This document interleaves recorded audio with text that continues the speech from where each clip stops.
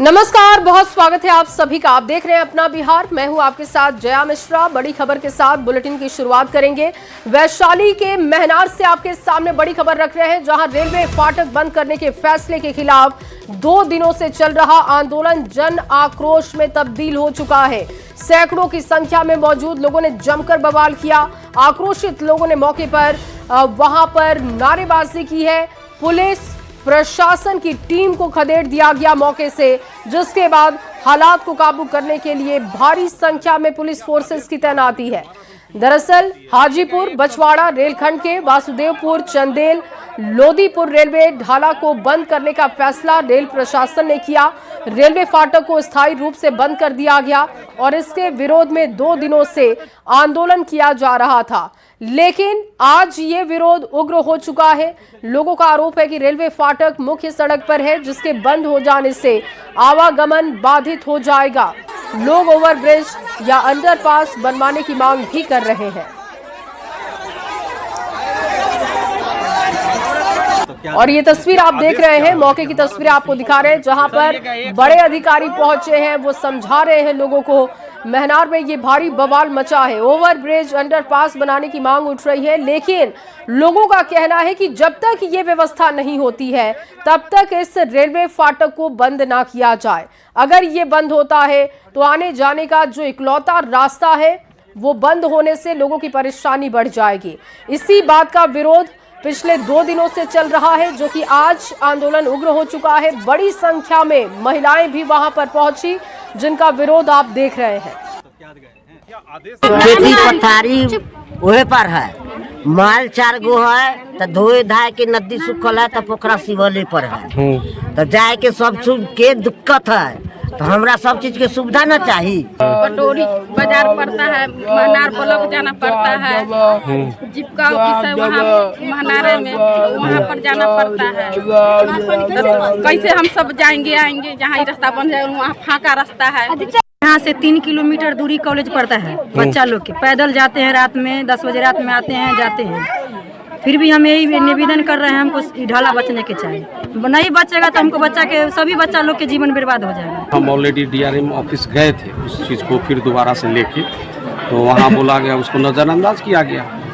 और जहाँ तक मुझे वहाँ बताया गया और हमने देखा कि DM जो पिछले DM जो है सो वो स्पॉट वेरिफिकेशन किए बिना और लिख के दे दिया गया कि हाँ 28 नंबर ढाले को रहने दिया जाए, 27 नंबर ढाले को तोड़ दिया जाए। इस संपार ढाला को जो है आज की तिथि को बंद करना है और उसमें स्थानीय लोगों का विरोध है, उसको देख करके उसके हिसाब से उसको कंप्लायंस कराने के लिए, कि उसी उद्देश्य के हम लोग यहाँ पे आए हैं। यहाँ पे स्थानीय ग्रामीणों से भी बातचीत हुई है और स्थानीय ग्रामीणों को हम लोग समझाने का प्रयास कर रहे हैं। और चलिए अगली बड़ी खबर आपके सामने रोहतास से रखते हैं, जहां भोजपुरी के पावर स्टार पवन सिंह डेहरी के अनुमंडल न्यायिक दंडाधिकारी के कोर्ट में हाजिर हुए और साल 2024 में हुए लोकसभा चुनाव के दौरान आचार संहिता उल्लंघन मामले में केस दर्ज हुआ था। इसी मामले में कोर्ट में वो पेश हुए हैं। हालांकि कोर्ट ने उन्हें जमानत दे दी है। लोकसभा चुनाव के दौरान पवन सिंह काराकाट लोकसभा सीट से चुनावी मैदान में उतरे थे, जहां उन्हें हार का सामना करना पड़ा था। लेकिन इस दौरान चुनाव प्रचार के सिलसिले में जब निकले तो उनके साथ गाड़ियों का लंबा काफिला था और इस मामले पर उन पर मुकदमा दर्ज कराया गया था। हालांकि इस केस में उनको जमानत मिल चुकी है। ये जो अभी जो लोकसभा का चुनाव पवन सिंह ने किया था, उसमें जो निर्दलीय प्रत्याशी के रूप में खड़ा थे, उसमें उनके बिना परमिशन के, सरकार के बिना परमिशन के उनके ऊपर आरोप लगा था कि वो जुलूस निकाला था, रैली निकाला था। उसी को लेकर के उनको कोर्ट के द्वारा सम्मन किया गया था। उस सम्मन पर वो और अंबुज कुमार दोनों आदमी आज न्यायालय में आत्मसमर्पण किए और उनसे न्यायालय ने पूछा कि क्या आप लोग ने बिना अनुमति का रोड शो किया था, तो इन लोगों ने अपने आरोप से इनकार कर दिया गया है। अब ये रिकॉर्ड गवाही पर चली गई है और अब सरकार इसमें अपना एविडेंस प्रस्तुत करेगी कि वो रैली के लिए उनको परमिशन दी गई थी कि नहीं दी गई थी। बेल मिला क्या? और चलिए आगे बढ़ते हुए आपके सामने एक और बड़ी खबर रखे। सांसद पप्पू यादव को बेल मिल चुकी है। इस वक्त की बड़ी जानकारी आपको दे रहे हैं। गर्दनी बाग मामले में उनको बेल मिल चुकी है। शुक्रवार की देर रात उनकी गिरफ्तारी की गई थी और कोर्ट ने सुनवाई के बाद उन्हें जमानत दी है। अभी जेल से बाहर नहीं आएंगे पप्पू यादव, क्योंकि बुधा कॉलोनी मामले में कल कोर्ट में सुनवाई होने वाली है और देखना होगा कि कोर्ट का रुख क्या होता है। फिलहाल के लिए पप्पू यादव के लिए थोड़ी राहत जरूर है कि गर्दनी बाग के मामले में, जिसमें उनकी गिरफ्तारी देर रात शुक्रवार को की गई थी, उसी मामले में उनको जमानत मिल चुकी है। फिलहाल वो जेल में रहेंगे क्योंकि कल एक और सुनवाई है, बुधा कॉलोनी का मामला, जिसमें कोर्ट की तरफ से कल सुनवाई की जाएगी।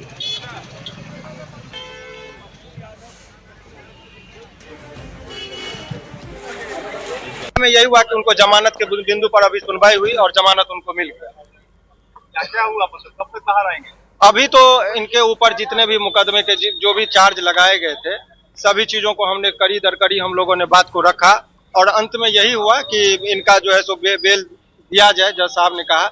बहस के दौरान नेताजी जो है वो सांसद महोदय ने स्वयं 2-3 बातों को रखा। नहीं, बेल मिलने के बाद बेल बॉन्ड भराता है, वहाँ जाता है तो 1-2 दिन वक्त लगता है, ये तो सबको पता है। और कह रहे लोग कि एक केस में और बेल लेना बाकी रह गया। वो तो 353 वाला जो केस अभी हुआ था उनका, ये देखिए जिस दिन उनकी गिरफ्तारी हुई थी, देखिए किस तरीके की साजिश हो रही है, ये भी समझना जरूरी है।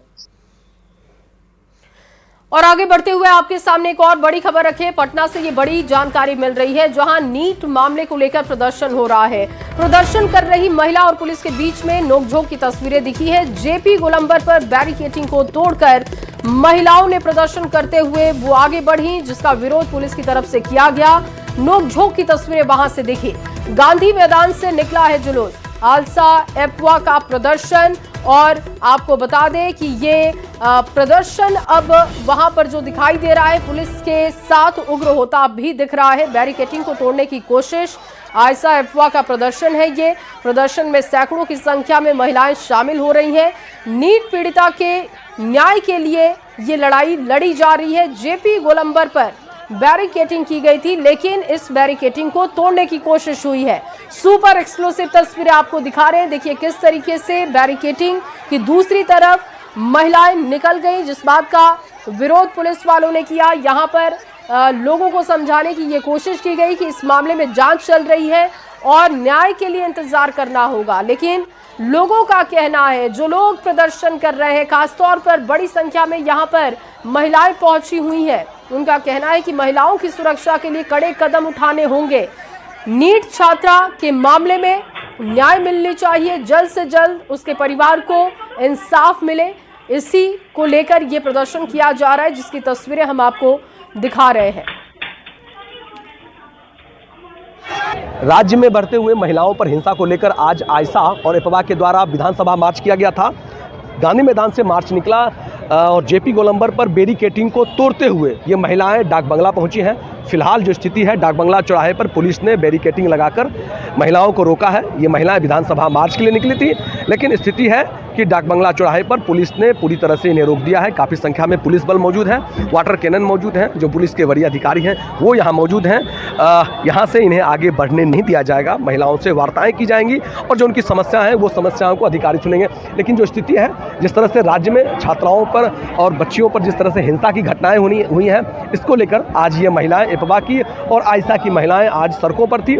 तमाम महिलाओं ने जमकर गांधी मैदान से विरोध मार्च निकाला था, जुलूस निकाला था। जेपी गोलंबर पर पुलिस ने रोकने की कोशिश की, लेकिन संख्या इतनी थी कि रोक नहीं पाई। बैरिकेडिंग को तोड़ते हुए ये महिलाएं डाक बंगला बढ़ी। डाक बंगला चौराहे पर पुलिस ने बैरिकेडिंग करके महिलाओं को रोका है। काफ़ी संख्या में पुलिस बल मौजूद है। स्थिति है, प्रदर्शन को यहाँ पर पूरी तरह से रोक दिया गया है। प्रदर्शनकारी महिलाएं आगे जाना चाहती हैं, लेकिन रिस्ट्रिक्टेड एरिया है और प्रदर्शन को यहीं पर रोका गया है। न्यूज 18 के लिए पटना से धर्मेंद्र कुमार। और वहीं पटना एयरपोर्ट पर तेजस्वी यादव ने कहा कि बिहार में अपराध बढ़ते जा रहा है, छोटी बच्चियों के साथ रेप हो रहा है। नीट का मामला ठंडा भी नहीं हुआ, दरभंगा का मामला सामने आ गया। आरजेडी ने इस सवाल को सदन में भी उठाया और इसका जवाब देने की बजाय जिस प्रकार की भाषा मुख्यमंत्री जी ने इस्तेमाल किया, इससे लोगों का मनोबल बढ़ेगा। आपको तेजस्वी यादव का पूरा बयान सुनवाते हैं।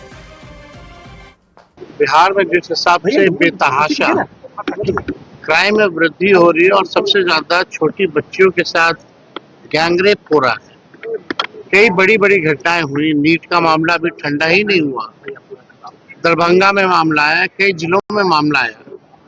इसको लेकर के राष्ट्रीय जनता दल और हम लोगों के नेता राबड़ी देवी जी ने इस सवाल को सदन में भी उठाया और इसका जवाब देने के बजाय जिस तरह की भाषा माननीय मुख्यमंत्री जी ने इस्तेमाल किया, इस हिसाब से तो ऐसी भाषा देख करके तो लोगों का और जो मन जो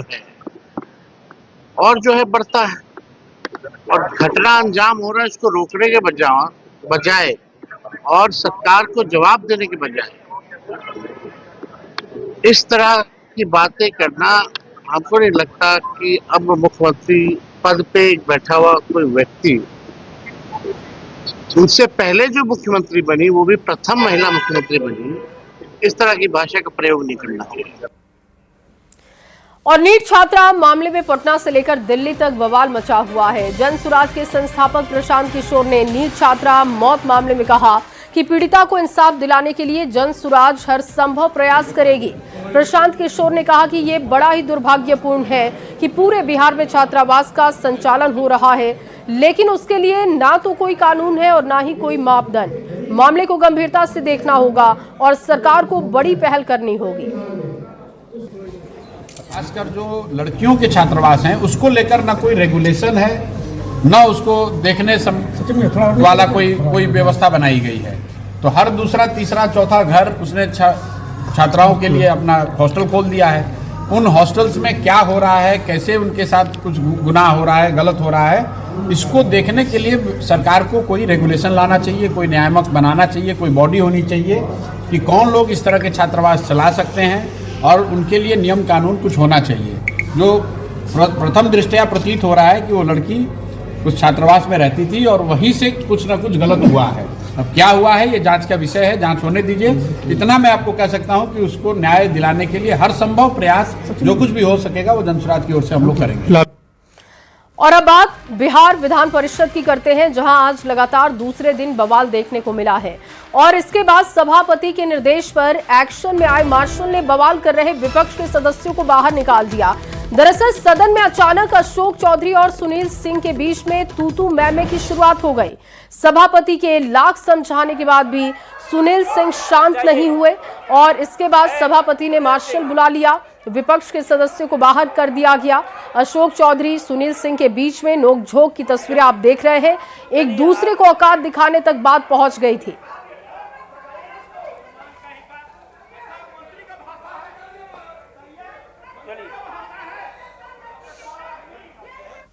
कल की जो घटना हुई और जिस तरह से कल की घटना पर अभी चर्चा नहीं हुई। मैंने कहा है कि उस पर जांच हो रहा है, फुटेज देखा जाएगा। महोदय देखिए, माननीय मुख्यमंत्री जी बहुत देखिए, प्रश्नोत्तर काल में कुछ नहीं दिया जाएगा। प्रश्नोत्तर काल में कुछ नहीं है। माननीय सभापति महोदय, माननीय सभापति महोदय, जो 9/2/26 को बिहार विधान परिषद के कार्यवाही के जिस तरह से बराबर डिस्टर्ब करते हैं, अपमानित भाषा का प्रयोग किए महोदय, सदन को डिस्टर्ब करने की जो कोशिश करेगा उस पर कार्रवाई होगी। कार्रवाई होगी महोदय। सदन में सभापति महोदय, किसी मेंबर को अरे शब्द से प्रयोग किया जाता है और लोग कहते हैं कि ये उच्च सदन है, इसमें माननीय सदस्य को आप अरे कहिएगा। कौन आपको अधिकार दिया है? कौन कार संचालन नियमावली में है कि आप अरे शब्द का प्रयोग करिएगा? इसके बावजूद चरण जैसे बेल में जाना तथा उपसभा कुछ नहीं सुनेंगे। हाँ तो जाइए बाहर, में बाधित हुआ, बाहर जाइए। ये प्रश्नकाल में कोई कुछ नहीं पूछ सकता है। प्रश्नकाल को आप बाधित नहीं कर सकते हैं। 55 एवं नहीं, माफी क्यों मांगेंगे? मैंने तो आते आते कहा कि उस पर विचार हो रहा है और हर तरह किसी से माफी मांगा जाएगा। मैंने सुना है कि आप क्या बोले हैं और उसको अभी कह देंगे तो दिक्कत, इसलिए थोड़ा समय उसको रहने दीजिए। हम इजाजत का मैंने इस तरह से कीजिएगा। कम इतना जो ये प्रश्न इतना दिन के बाद आप सुनते नहीं है, आप सुनिए ना, आप सुनिए पहले। क्या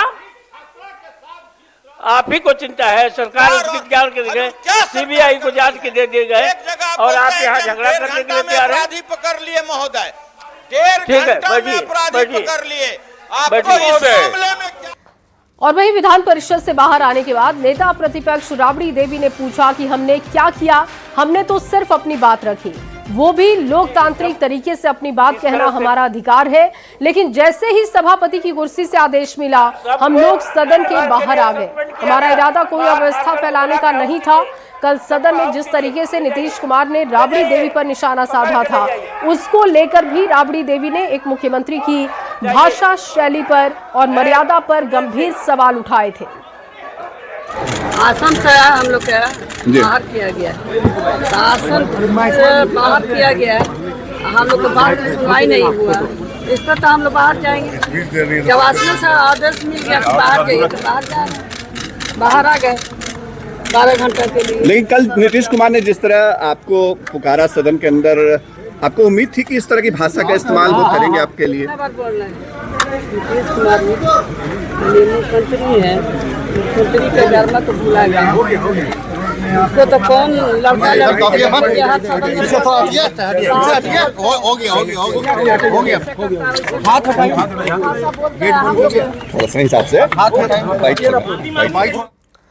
तो विधान परिषद में बवाल और फिर मार्शल के द्वारा सदन से बाहर किए जाने के बाद आरजेडी एमएलसी सुनील सिंह ने भी सफाई दी है।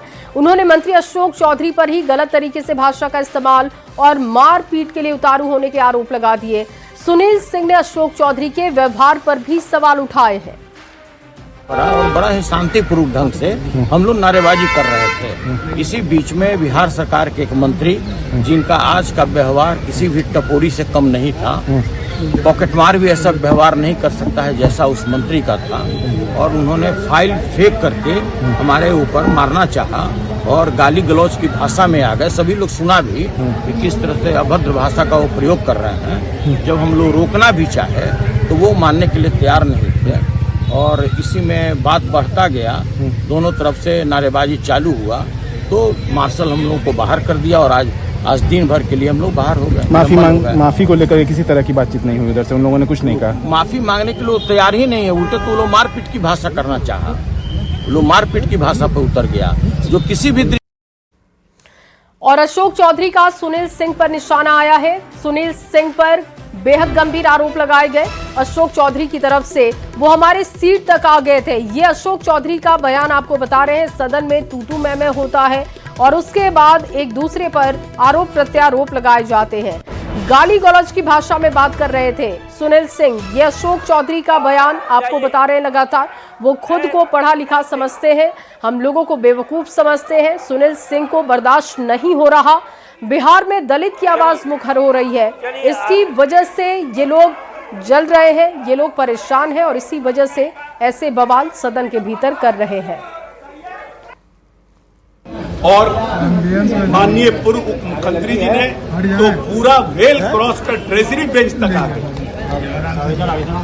और आज खुद एक उनके नेता जो अपने आप को बहुत पढ़ा लिखा मानते हैं और समझते हैं कि सबसे ज्यादा दुनिया का नॉलेज हमारे पास है और मैं चलता फिरता इंसाइक्लोपीडिया हूँ, उन्होंने तो आज ये कर दिया कि आकर के गाली गलौज तक करने का काम किया। मैं समझता हूँ कि वीडियो फुटेज में है, माननीय सभापति ने इसका संज्ञान लिया है, भविष्य में इस पर कुछ न कुछ निर्णय करेंगे। ऊपर आरोप लगा रहे हैं कि आप लोगों ने आप ये बताइए कि क्या मैं अपने जगह से हिला? क्या मैं अपने जगह से हिला जहां मैं बैठा था? वो किस जगह से मेरे जगह पर आए? वो अपनी जगह छोड़कर मेरे जगह पर आए, तो हमारे पर कैसे आरोप लगा रहे हैं? विधान परिषद में विपक्ष के हंगामे और मंत्री अशोक चौधरी से तीखी बहस के बीच जेडीयू एमएलसी नीरज कुमार और स्वास्थ्य मंत्री मंगल पांडे ने भी विपक्ष के व्यवहार पर सवाल उठाए। सदन के आसन के अपमान का आरोप भी लगाया गया है। साथ ही मंगल पांडे ने विपक्ष पर विधान परिषद में गुंडागर्दी करने का आरोप लगा दिया। इस दौरान सत्ता पक्ष के पार्षदों ने आसन का अपमान नहीं सहेंगे के नारे लगाए।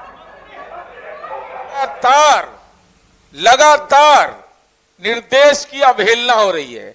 प्रथम जब आपने इस सेशन की शुरुआत की, आपने स्पष्टता के साथ कहा कि जो फुटेज है हम उसका अवलोकन करेंगे।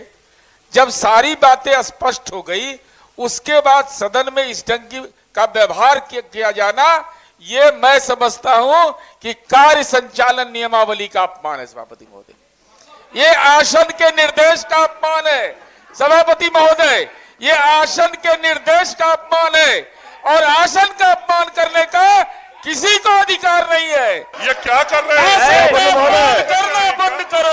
ये क्या कर रहे हैं? ये माननीय उच्च सदन के सदस्य के क्या, ये कौन सा निर्णय है? ये ऐसे करेंगे क्या? ये गुंडागर्दी हो रही है महोदय। ये सदन में उच्च सदन में मर्यादाओं यहाँ पर आकर के करना। और वहीं विधान परिषद में जिस तरीके से विपक्ष के नेताओं ने व्यवहार किया और मंत्री अशोक चौधरी के साथ जिस भाषा में बात की और उसका इस्तेमाल किया, उससे उद्योग और पथ निर्माण मंत्री दिलीप जायसवाल ने कड़े शब्दों में उसकी निंदा की और सभापति से इस मामले में विपक्ष के सदस्यों पर कार्रवाई की मांग उठाई है। दिलीप जायसवाल ने कहा कि जिस तरह से लोकतंत्र के मंदिर में विपक्ष के नेता एक दलित मंत्री के साथ गंदे शब्दों और गाली का प्रयोग कर रहे हैं, वो सदन की गरिमा को अपमानित करने वाला है। इस संविधान के मंदिर में, उच्च सदन में अभी जो घटना घटी, और मैं माननीय मंत्री श्री अशोक चौधरी जी के बगल में बैठा हुआ था, जिस तरह से विपक्ष के एक सदस्य ने आकर इनको गाली गलौज किया, एक हमारे दलित समाज के मंत्री हैं, और इन्होंने सिर्फ इतना कहा कि माननीय सभापति महोदय जब एक नियमन देने हैं तो आप उस आदेश को मानिए। लेकिन उन्होंने आकर के, मैं अपने कान से सुना, जिस तरह का गाली गलौज किया, इनके साथ में गंदे शब्द का उपयोग किया एक दलित समाज के मंत्री। और चलिए इसी खबर के साथ इस बुलेटिन में बस इतना ही। बाकी की तमाम खबरों के लिए आप देखते रहिए न्यूज़ 18 बिहार झारखंड। इस न्यूज़